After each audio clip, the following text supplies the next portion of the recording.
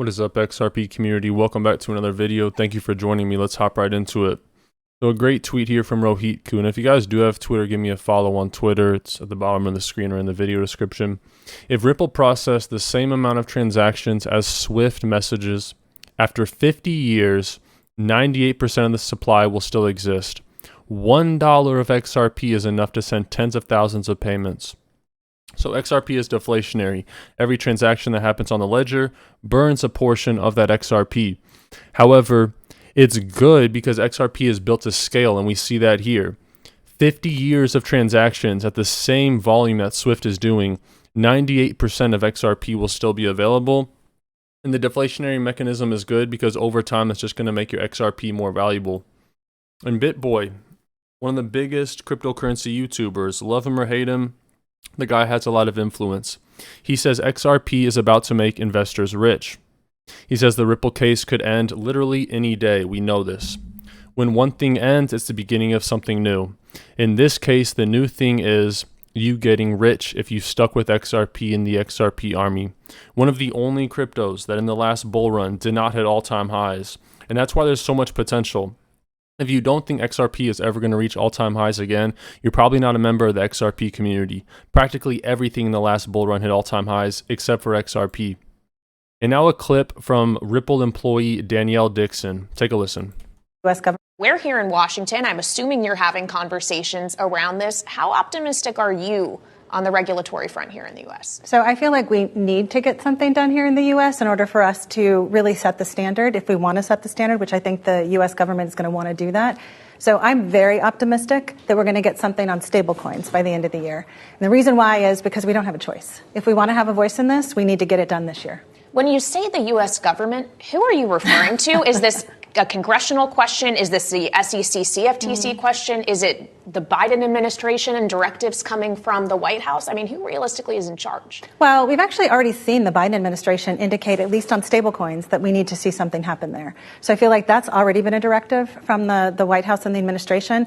And then we do need to see in Congress, we need to see them take that and run with it and create something for us. So they're in charge of the legislation with respect to stablecoins, in my opinion. And we need to see it because once we see stablecoin legislation, we're going to see adoption of more by digital assets of more companies that are in the Web 2 space, which is essentially what I think we want. If we want a strong U.S. dollar and we want a strong U.S. dollar globally, a U.S. dollar stablecoin is a way to see that happen. You are, Danielle, at stellar behind the development and growth of this technology in this industry. Does it have to be in the U.S.? Or why are you so U.S.-centric, seeing as other countries are so much friendlier to the crypto industry than the U.S. seems to be?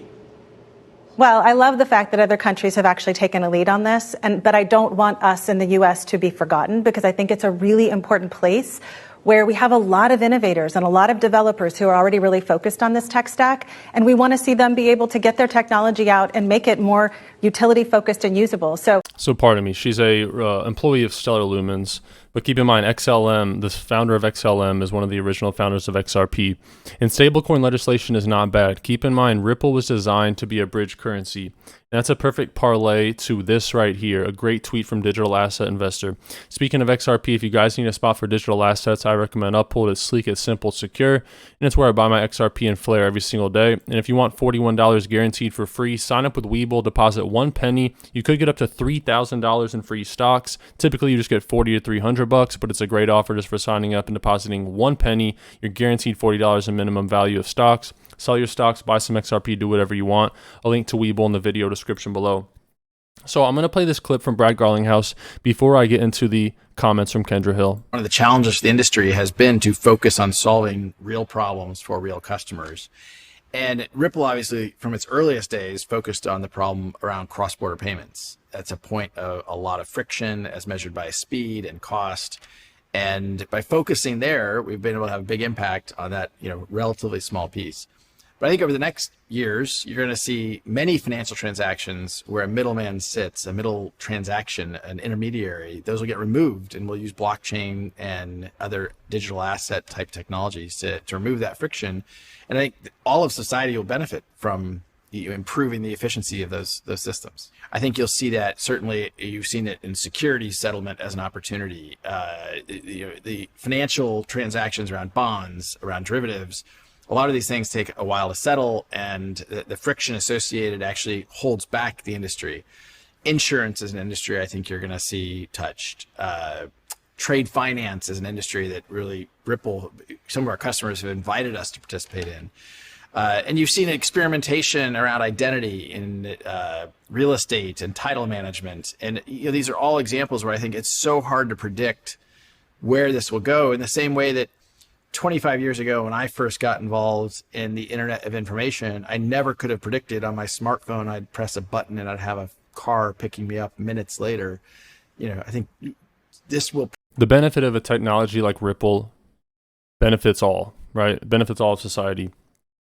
So in this statement from Kendra Hill, she says, in the digital age, you are able to connect with anyone around the world in seconds. For this reason, using one digital currency would be ideal. Not only is one currency all that is needed, it would be more than efficient if we were all to use one single currency. So what would happen to a cross-border payment provider when the world is using a digital currency that can be sent from wallet to wallet? The cross-border payment provider is no longer needed. I assume this is all very simple to understand. Yes? The purpose of this blog post is to help you understand. If Ripple was focused only on cross-border payments and nothing else, their success would be short-lived. They knew this before XRP ever existed. Think of cross-border payments as a nice testing ground to prepare for Ripple for the use case they have been focused on since the very beginning. The true intentions of Ripple are to handle 100% of the transactions which take place in the derivatives market, a multi-trillion-dollar market. So why do they not make this public knowledge? For multiple reasons. The most important thing, they are not ready. They are missing a piece to the puzzle, and that piece is called Codius. A tweet from Watcher Guru, and this is a reason why we are in digital assets. The US dollar has lost 98% of its purchasing power since 1971. And if you guys enjoy the content, I always appreciate a like, a subscribe.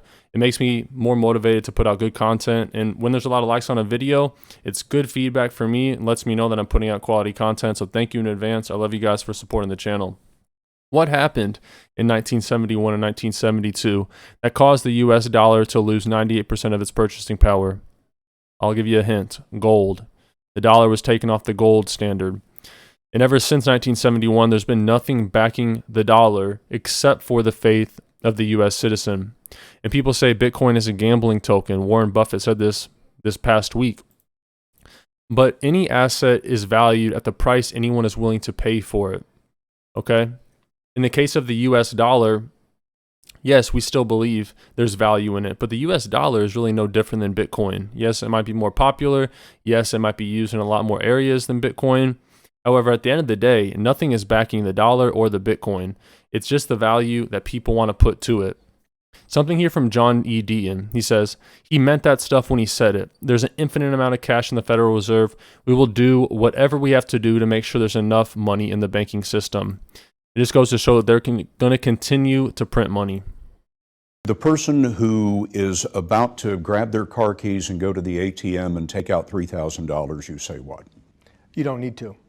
Your ATM is safe. Your banks are safe. There's enough cash in the financial system, and there is an infinite amount of cash at the Federal Reserve. We will do whatever we need to do to make sure that there's enough. There's an infinite amount of cash at the Federal Reserve. Yes, obviously, because you print all the money. And that's why the dollar has been devalued so rapidly. Fun fact, guys, in 2020, during COVID-19, and I can't say that on YouTube, this is a good moment to tell you guys, if you guys enjoy my content, check me out on Rumble. I have a link in the video description below. But all my videos go up on Rumble, and you never know with YouTube. There is a lot of censorship on this platform. But when it comes to the Federal Reserve, in 2020, they printed more dollars during COVID-19, can't say it, than they did in the whole previous century. And that's absolutely absurd. And people, and the biggest travesty is people don't even realize that they've been being robbed of their purchasing power. Look how crazy this guy looks. If you guys made it to the end of the video, I appreciate your 9 minutes of your life.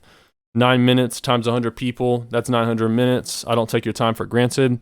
Comment Federal Reserve if you watch the full video. I genuinely appreciate it. God bless you guys all. Until next time.